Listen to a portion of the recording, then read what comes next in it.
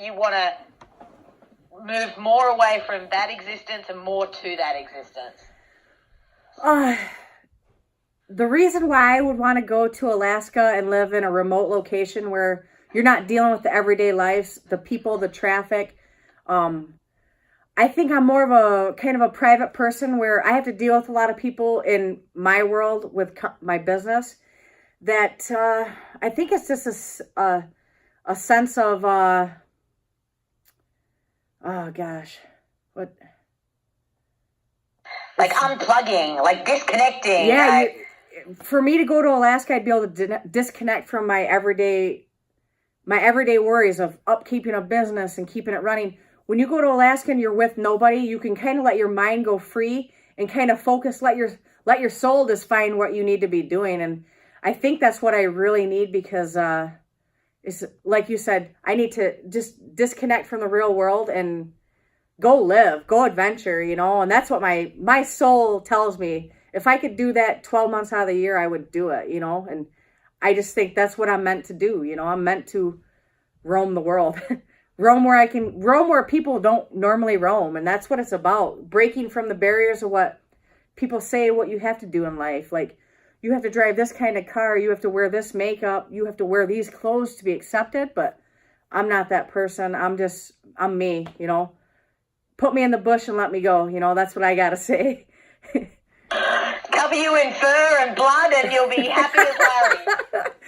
Perhaps, yeah. Yeah. Can you give that back to me? Cover me. Just cover me in fur and blood and set me free and I'll be happy. I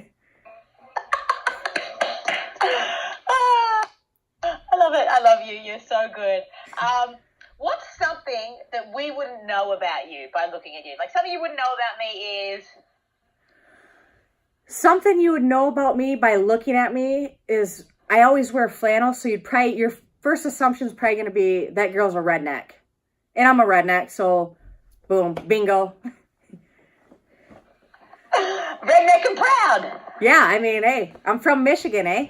Isn't it the Canadians who say A as well? Yeah, when I go out west, they all say, "Are you from Canada, eh?" And we're close enough. You just gotta agree. Yeah, right up there. So. I love it. And then, oh yeah, can you give me I've got, even though you've got some ties, obviously, but I've got no ties, I've got no kids, I've got no husband. I just have a heart that wants to hunt and live and survive and give me doing that, and I'll be happy. Like, just that idea that you don't have a whole heap of things weighing you down here. Like the reason why I could go to Alaska? Yeah, like I don't have kids, I don't have a husband telling me what to do. Yep. The reason I could go to Alaska is because I have no tie downs, no kids, no husband. I own a dog. I could find somebody to take care of my dog. My biggest setback would be I'd worry about how my taxidermy business is going to survive for maybe 4 months out of the year. Because if you're saying we're going August to December, that's my biggest take-in for my quantity of animals that come in is August till December, because it's our whitetail seasons in Michigan. So that would make me a little nervous. That'd be my only holdback, is just a daily struggle of, okay, am I going to survive after I come home? Am I going to have an income when I come home? Am I going to have to go get a different job because I had nothing come in while I was gone? Can I find somebody to take my place and skin the deer heads out and get them to the tannery while I'm gone? That'd be my only straw to keep me here. But besides that, just being single, looking for an adventure, and hoping to meet some really cool people who are just like me. I love it. And you know what? Like, you would do some of that stuff up there anyway, and you would become known for that, and millions of people would know it. So, are you there? Yep. Can you see me? Oh, the connection. Yeah, it says poor connection. Oh. So, there's ways, and everybody has ties. Like, there's ways, it'll work out for the better. Right. I worry about that. Who is going to take care of my stuff when I'm gone? I'm self-employed and I work by myself. Can Who can I find to skin out my deer heads and skin 100 and some deer out for me in a few months, like it's a big thing. Or do I just shut down and say, okay, I'm not taking in this year, but I can't do that either because I have to make a living. This is what this world... and there's a lot of people like who have that situation, and that's like as you get closer to like it happening and things like that. Those are discussions that you have with the production companies and stuff like that because they know that's a reality for people. That's reality, Yeah. I mean, but I am the kind of person who could fall in love with Alaska and not come home too. I am that person. I just don't know. I mean, I don't know until I get there. What if I can't make it? Because I've been in situations in Colorado where they're not easy, purifying your water. I didn't shoot elk, so I didn't have food, and I'm by myself, there's things, if people think something like this is easy, I think they're crazy because they have a rude awakening, and there's nothing easy about what's about to happen. And that's why we're picking people who can only do it.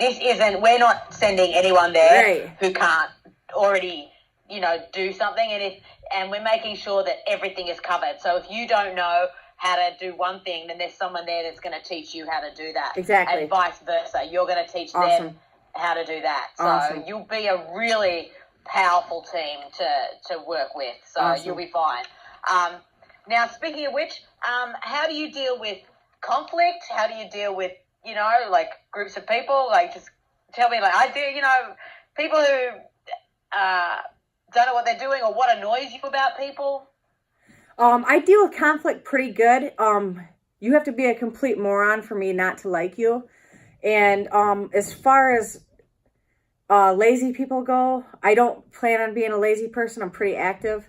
What would irritate me the most is being on a team with a quitter. Even though if you're not successful, don't quit. You don't quit on your team unless you have bones sticking out of your body, you're bleeding to death, or a family emergency and you have to go. That'd be my only reason to have to leave. And the good thing about going into a position like this is that you're going to be surrounded by a few close people that you will learn something new every day. And that's really what life's about is I don't know everything, they don't know everything, and we're going to be able to put a lot of ideas together and really generate some really good energy, I would assume. I love it. I love it. I love it. I love it. We're almost done. What is going to be the most, like, not talking like the physical thing of your business, but when you're out there, what's going to be the toughest thing to overcome? Like, is it going to be the cold? Is it going to be, working from sun up to sundown initially until you get settled? Because, you're going to have to build those shelters. Like, what's going to be the toughest challenge? Oh, the toughest challenge to me with going to Alaska would be just getting in the right mental state and being able to work with others. I think the mental game is going to be a lot harder to conquer than the physical shape because I'm going into a new territory that I really know nothing about, and you could really get mind boggled once you are thrown into a situation you know nothing about. And for me, just getting my mental game strong and just getting my shit together, I guess you'd say. Yeah, perfect. Do me a favor, stop and start it. This will probably be the last